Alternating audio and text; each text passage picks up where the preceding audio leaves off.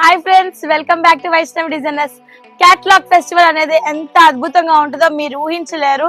For example, నేను ఇప్పుడే ఒక 20 బేల్స్ ఓపెన్ చేసాము.